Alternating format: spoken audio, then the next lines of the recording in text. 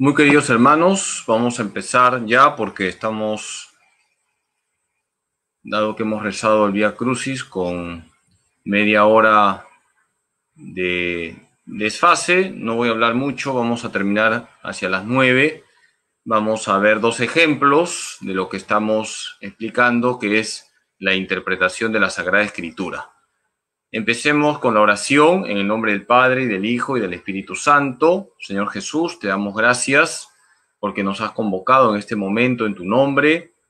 Tú siempre estás con nosotros, Señor. Tú nos iluminas, tú nos guías, tú nos has dado a la Virgen como madre. Por eso a ella le decimos: Dios te salve María, llena eres de gracia, el Señor es contigo. Bendita tú eres entre todas las mujeres, y bendito es el fruto de tu vientre, Jesús. Santa María, Madre de Dios, ruega por nosotros pecadores, ahora y en la hora de nuestra muerte. Amén. Gloria al Padre, y al Hijo, y al Espíritu Santo, como era en el principio, ahora y siempre, por los siglos de los siglos. Amén. En el nombre del Padre, y del Hijo, y del Espíritu Santo. Amén. Vamos a hacer una clase corta, porque hemos rezado el Vía Crucis, y cuando uno reza con fe, uno reza con atención, pues también eso es un esfuerzo. Así que no voy a extenderme demasiado, voy a ser compasivo y misericordioso con ustedes.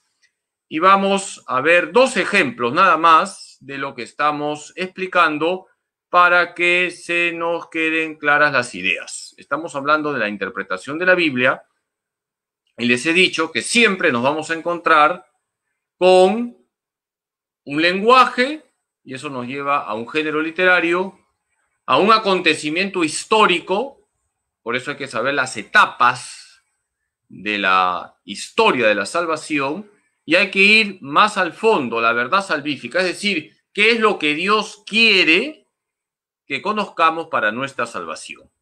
Y para conocer la verdad salvífica necesitamos dejarnos guiar por la Iglesia.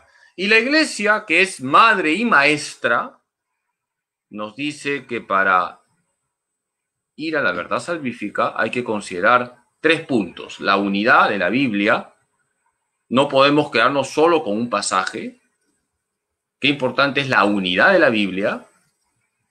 El principio de no contradicción. No puede haber contradicción entre un pasaje y otro, es decir, la coherencia entre las enseñanzas de Dios.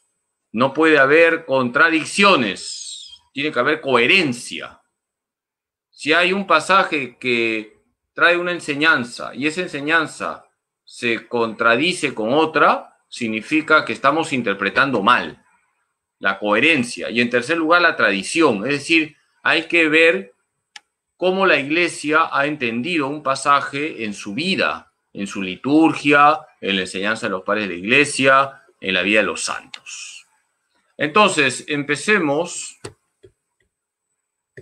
con la clase de ahora, que va a ser corta y va a ser fácil todo lo que les voy a explicar. Ustedes son alumnos brillantes, son mentes brillantes, como los calvitos. Vamos a interpretar Marcos 6.3. Juntos vamos a interpretar Marcos 6.3. Y vamos a recordar lo que hemos estado diciendo. Marcos 6.3 dice así: ¿no es este el carpintero, el hijo de María y hermano de Santiago, José, Judas y Simón? ¿Y no están sus hermanas aquí entre nosotros? Y se escandalizaban a causa de él. Marcos 6.3. Entonces vamos a interpretar Marcos 6.3. Porque aquí puede haber un problema. Los hermanos de Jesús. Y si nosotros interpretamos mal este pasaje, vamos a pensar equivocadamente, de forma errónea, que María Santísima tuvo otros hijos. Por eso es importante interpretar correctamente la Sagrada Escritura. vamos a interpretar Marcos 6:3, que nos habla de los hermanos de Jesús. Era la tarea de ayer. Muchos la han hecho y la han hecho muy bien porque ustedes son brillantes. ¿Cuál es el género literario? ¿Cuál es el lenguaje? Es un género histórico propio del Evangelio. Los evangelios relatan acontecimientos históricos directamente, es decir, lo que Jesús ha hecho y ha dicho para nuestra salvación. Por lo tanto, el género literario es un género histórico propio del Evangelio según San Marcos. El acontecimiento histórico es la vida pública del Señor. El Señor está ya realizando su vida pública y la gente comenta: ¿no es este el carpintero, el hijo de María y hermano de Santiago y José, Judas y Simón? ¿Y no están aquí sus hermanas entre nosotros? Y se escandalizaban a causa de él, es decir, están sorprendidos al ver que Jesús se está manifestando como el ungido. Los paisanos de Jesús están sorprendidos. Ese es el acontecimiento histórico. Repito, el género literario es un género histórico propio del Evangelio. El acontecimiento histórico que está en el fondo es la vida pública de Jesús. El Señor suscita comentarios de sus paisanos. ¿Quién es este? Se escandalizan sus paisanos porque nadie es profeta en su tierra. Como ustedes muy bien saben, nadie es profeta en su tierra. Muchas veces podemos ser luz en la calle, pero apagón en la casa. Muchas veces podemos ser diluvio en la calle, pero sequía en la casa. ¿Y por qué? Porque quizás nadie nos hace caso en la casa, porque hablamos sobre Dios y nos dicen: ya, mira, cállate. No hay que desanimarse. Cierro paréntesis. Vamos entonces al tercer plano, la verdad salvífica. La verdad salvífica es que Jesús no tiene hermanos de sangre. María es siempre virgen. Y la virginidad de María es signo de su entrega total a Dios.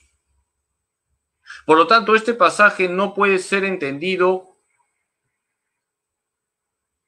como un texto para decir que Jesús tiene hermanos de sangre. Jesús no tiene hermanos de sangre. María es siempre virgen. Entonces, ¿cómo entender los hermanos de Jesús? Si en este pasaje, Marcos 6:3, aparecen los hermanos de Jesús. ¿Cómo entender los hermanos de Jesús? Vamos a aplicar lo que la Iglesia nos dice: la unidad. No nos quedamos solo con un pasaje, vamos a buscar en la Biblia qué significa hermanos. En hebreo, hermano es aj. Por si acaso, aj en hebreo es hermano, no es suegra. Todas las suegras son santas y buenas, por si acaso. Hay que conectar con otros pasajes donde aparece la expresión hermanos. En Marcos 6:3 se nos habla de los hermanos de Jesús. Vamos a ver en la Biblia qué significa hermanos.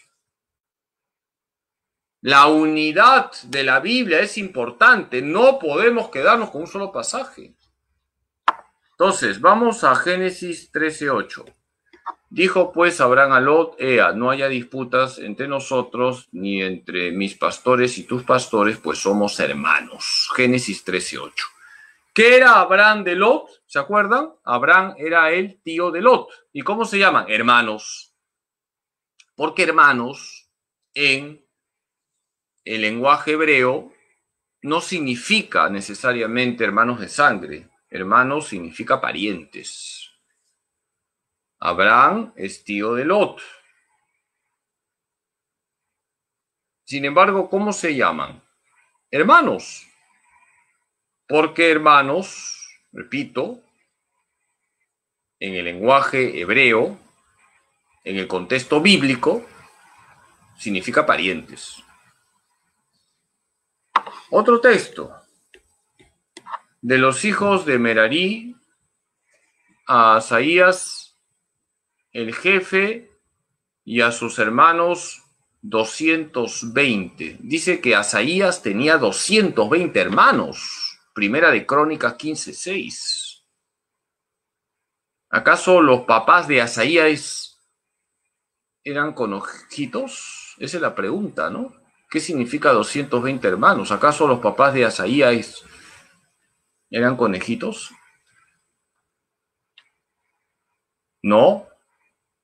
220 hermanos significa 220 parientes. Por lo tanto, cuando se habla de hermanos en la Biblia, se refiere a parientes. 220 hermanos no significa que los papás de Asaías eran conejitos, no. 220 hermanos, 220 parientes. Cuando nosotros buscamos la palabra hermanos en la Biblia, repito, hay que conectar todos los pasajes donde aparece esta expresión y darnos cuenta que la Biblia presenta a hermanos como parientes.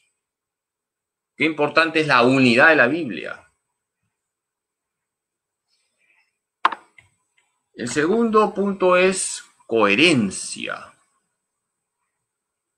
No hay un solo pasaje del Nuevo Testamento que hable de que María tuvo otros hijos. No existe un solo pasaje que contradiga lo que estamos diciendo, que hermanos de Jesús son parientes.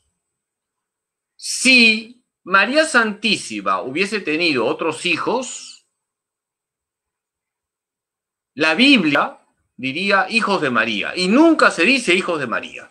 Cuando se tiene que hablar de hermanos de sangre, se utiliza la expresión hijos de, y se pone el nombre de la madre, hijos de Sara, hijos de Rebeca, hijos de Lía, hijos de, y el nombre de la mujer.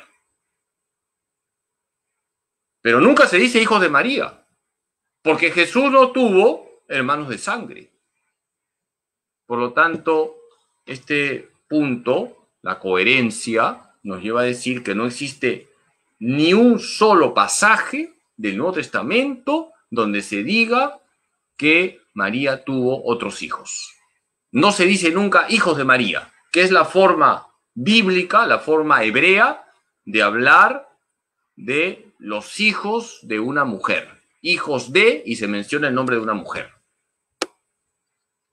Por lo tanto, tenemos la unidad, tenemos la coherencia, no hay ningún pasaje que contradiga lo que estamos señalando, que hermanos de Jesús son parientes de Jesús. Y entonces vamos al tercer punto, que es la tradición. ¿Cómo la Iglesia ha entendido esta frase, hermanos de Jesús, como parientes de Jesús? Y así lo proclama en su liturgia, así lo han comentado los padres de la Iglesia, así lo han comentado los santos. Es decir, la Iglesia proclama que María es la siempre virgen. María es siempre virgen. Lo dice la tradición de la Iglesia. Padre Carlos, ¿qué es la tradición? Es la vida de la Iglesia. ¿Y dónde se expresa la tradición de la Iglesia? En la liturgia, en las enseñanzas de los padres de la Iglesia, que son los santos teólogos de los primeros siglos. Por ejemplo, San Agustín es un padre de la Iglesia. Y también forma parte de la tradición lo que han dicho y han vivido los santos. Todos los santos han hablado de María como la siempre virgen. Y ningún santo ha dicho que Jesús tiene hermanos de sangre. Ningún santo. Por lo tanto, tenemos que hermanos de Jesús, ¿qué significa? Parientes de Jesús. San Agustín dice, María fue virgen al concebir a su hijo. Virgen durante el embarazo. Virgen en el parto. Virgen después del parto. Virgen siempre. Decía San Agustín, las enseñanzas de San Agustín son las enseñanzas de un padre de la Iglesia.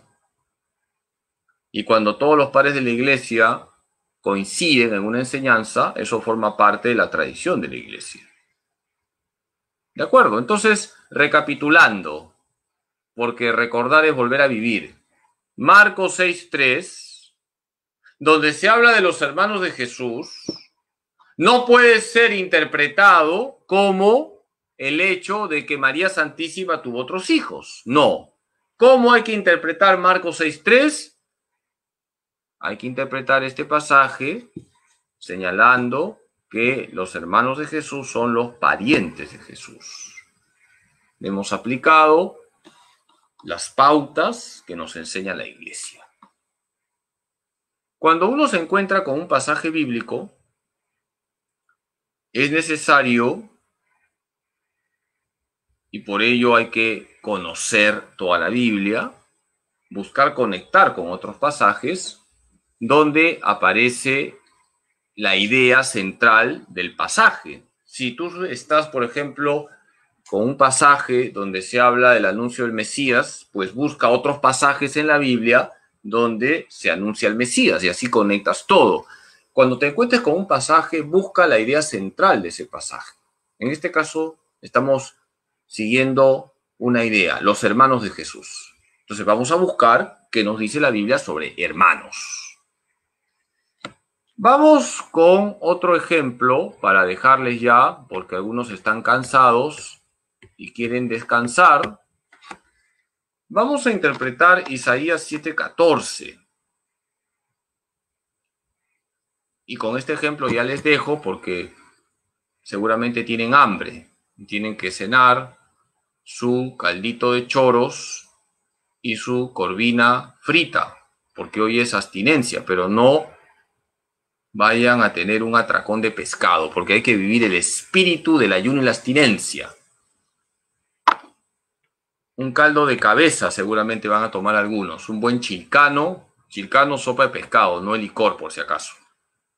Vamos a interpretar Isaías 7:14.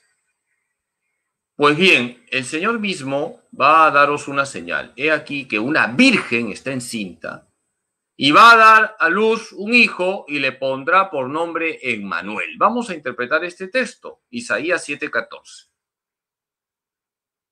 Entonces, tenemos Isaías 7:14. Pues bien, el Señor mismo va a daros una señal. He aquí que una virgen está encinta y va a dar a luz un hijo y le pondrá por nombre Emmanuel.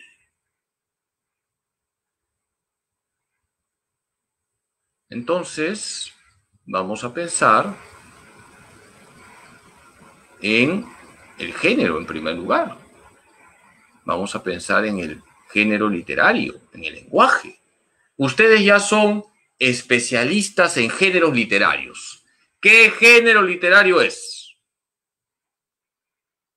El primero que responda le doy una bendición potente que va a ayunar todo el año. Todo el año va a ser cuaresma, porque le voy a quitar el hambre con la bendición potente. ¿Qué género literario es? ¿Quién puede escribir? Pues bien, el Señor mismo va a daros una señal.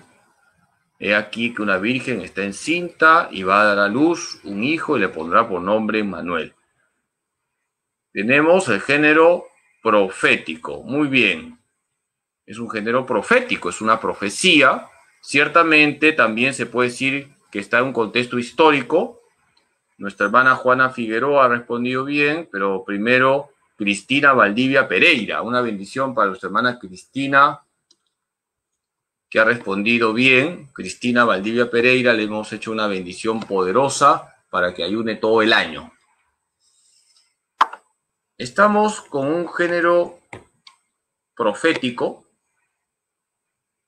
Es un anuncio de Isaías, es un género profético.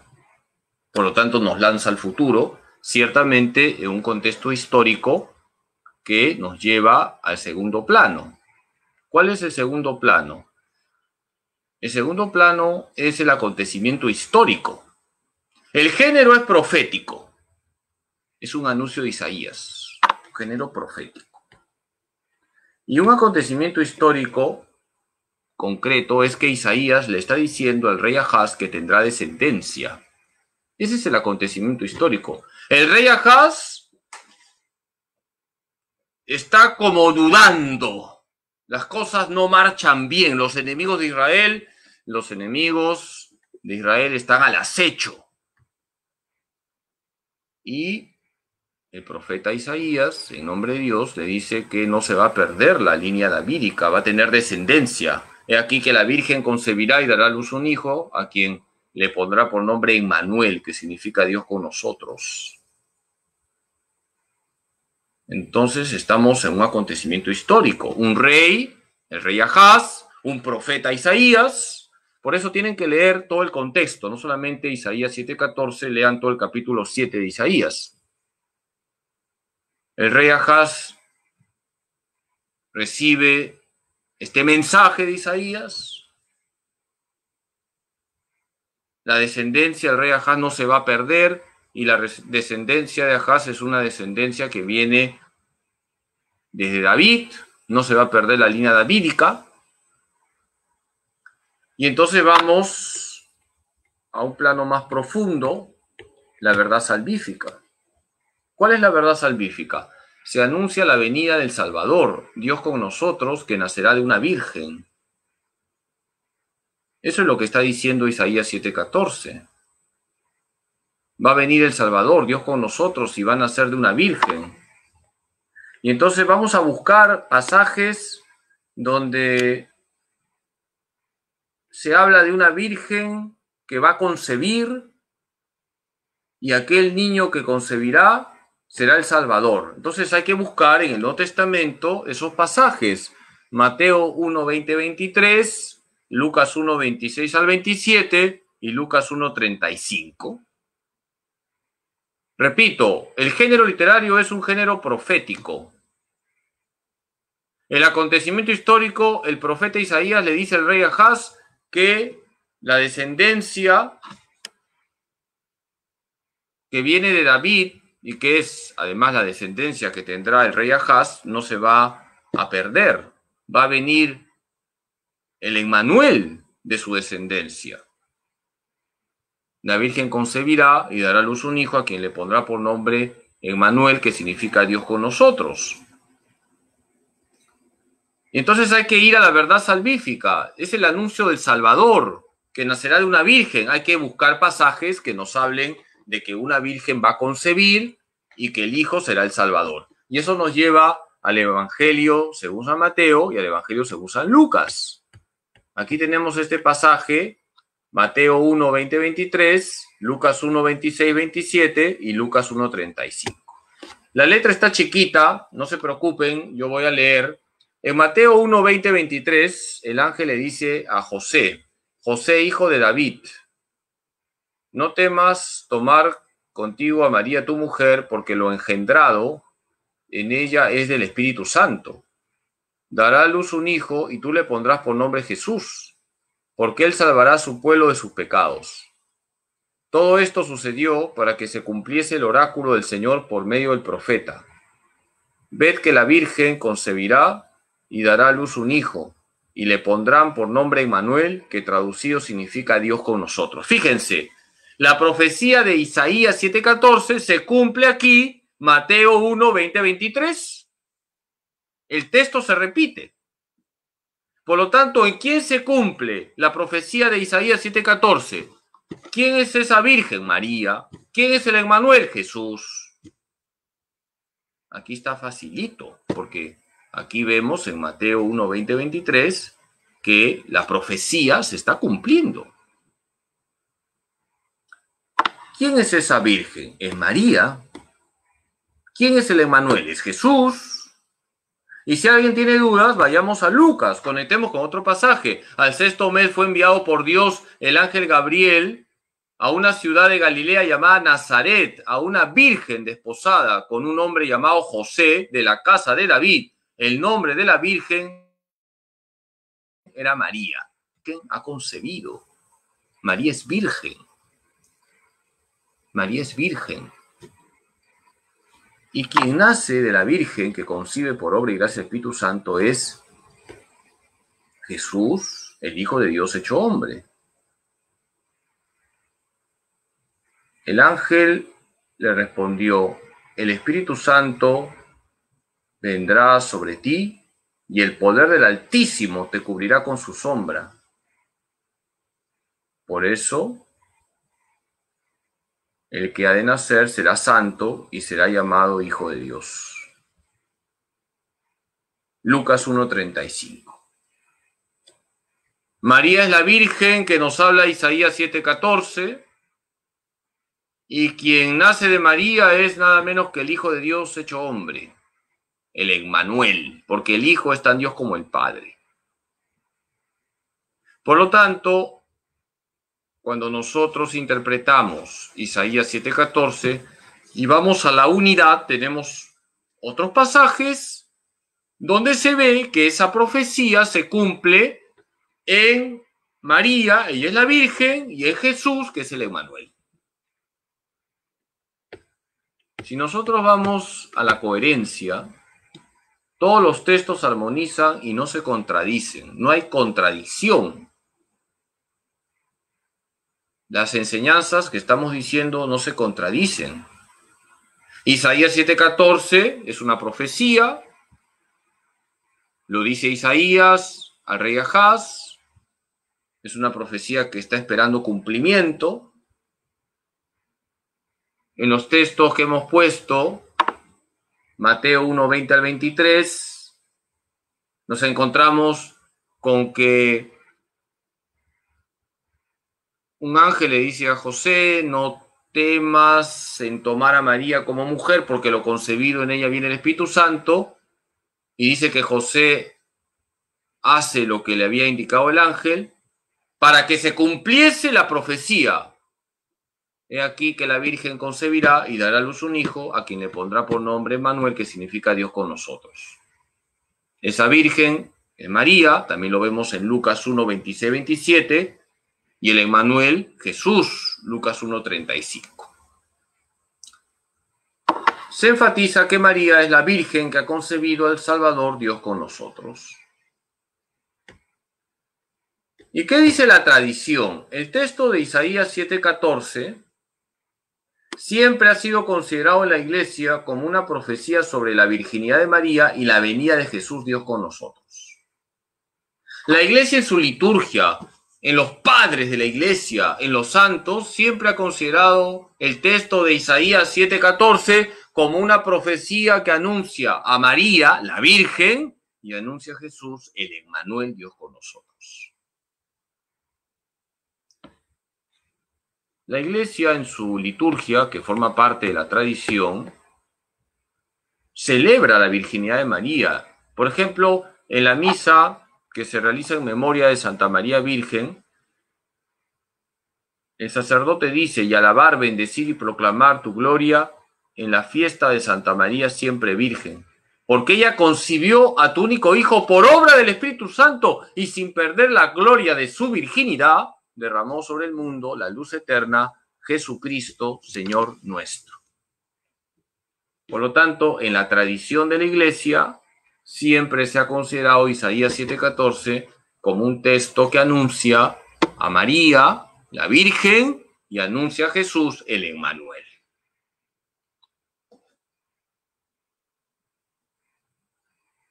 Entonces, me parece que hemos dejado en claro, espero, cómo abordar un texto bíblico. Ustedes son alumnos muy inteligentes, por si acaso van a tomar su caldito de cabeza de pescado, por si acaso, pero son muy inteligentes. Y entonces yo creo que ya pueden abordar muchos textos bíblicos con los criterios que les he dado, que son los criterios de la Iglesia, y se van a aclarar muchas dudas. Ahora, como les he dicho siempre, desde que hemos empezado las clases bíblicas, hay pasajes que son difíciles, hay que tener paciencia, hay que tener humildad para dejarnos enseñar y guiar.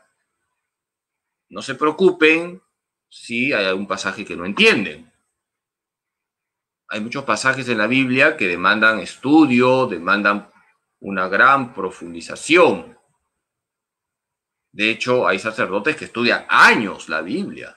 Hay sacerdotes que estudian muchos años la exégesis. ¿Qué es la exégesis? La interpretación de la Biblia. Entonces, no se preocupen si se encuentra con un pasaje complicado. La iglesia les guía y les hará entender. Les dejo una tarea para que se entretengan este fin de semana, para que se relajen. Leer Génesis 3:15 y fijarse en la mujer. Fíjense en la mujer, Génesis 3:15. Y yo les facilito la tarea porque soy buena gente. Les estoy poniendo algunos textos donde aparece la mujer. Hay una pregunta que han hecho que es interesante. ¿Cómo conectar con otros pasajes? Pues hay que buscar una palabra, una idea, y esa palabra, esa idea me va a ir guiando para buscar otros pasajes que están presentes a lo largo de la Biblia. En este caso, vamos a fijarnos en la mujer.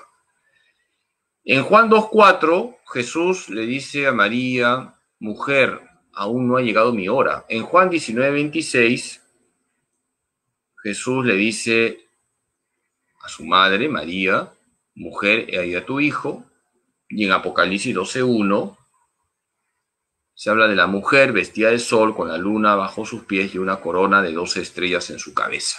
Entonces hagan esta tarea, fíjense la relación Génesis 3:15, Juan 2:4, Juan 19:26 y Apocalipsis 12:1 y piensen en la mujer. ¿Quién es esa mujer? ¿Qué podemos decir de la mujer?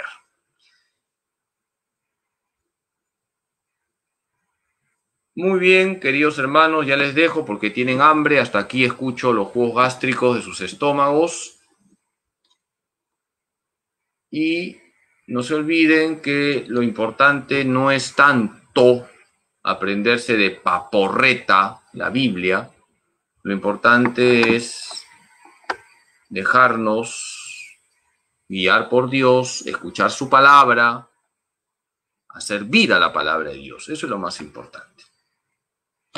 Voy a darles la bendición final para terminar la clase de hoy. Hoy hemos rezado también el Vía Crucis, estamos en Cuaresma, vivamos correctamente esta Cuaresma y qué mejor manera de vivir bien la Cuaresma que pedirle todos los días a la Virgen que con sus manos de madre, manos tiernas, rasgue nuestros corazones para que entre la gracia de Cristo y nos convirtamos de verdad. Porque todos necesitamos convertirnos, yo el primero. El Señor esté con ustedes, la bendición de Dios Todopoderoso, Padre, Hijo y Espíritu Santo, descienda sobre ustedes y permanezca para siempre. Bendiciones para todos, ánimo y nos vemos mañana, Dios mediante. Que el Señor les bendiga. Muchas gracias.